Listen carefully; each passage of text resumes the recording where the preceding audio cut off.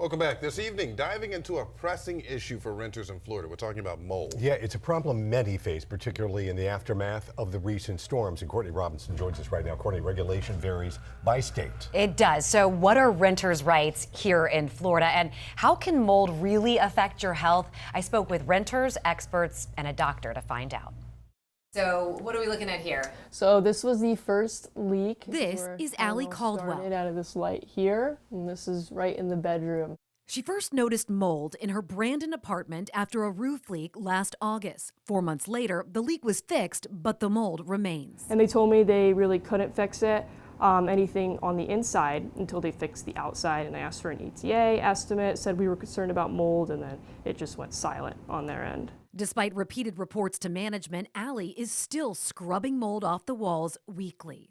All I know is I see some black stuff going on the wall, and nobody's coming to look at it. Mold in rental properties can be complicated. Florida has no official standards for mold levels. If your space is unlivable, you can send a landlord a notice of material noncompliance. You're advising them of a certain defect. You're advising that you can't live there. You're giving them 7 days to fix that issue. If that's not able to be fixed in 7 days' time, the lease, as a matter of law, terminates. But me saying I feel sick and I think there's mold, is that enough? It's not going to work, no. Mold can pose a health hazard. If someone gets sick from mold, it's either that they're allergic to the mold, or if they're not allergic to the mold, it may be that they're just breathing in so much of the mold that it's having effects on how they feel. If you can leave that environment for a few days, you start feeling better quickly. So the leak was happening right behind this stove here.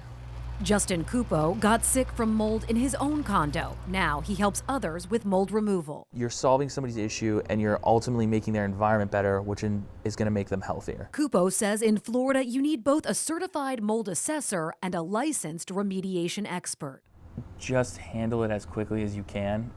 Don't wait, because if you wait, it becomes a mold issue, and then depending on how bad that mold issue gets, it could be a much bigger issue all around. For Ally, the end of her lease can't come soon enough. We're tired of being in a place that has mold. You know, we're tired for our pet's sake, for our sake. It's just, we've had enough of it, honestly. There is good news for Ally. After 10 Tampa Bay contacted her apartment complex, they let her and her roommate out of their lease without penalties. The property manager tells us that they did look into this. Maintenance never saw mold, and they say that's likely because they were cleaning it up.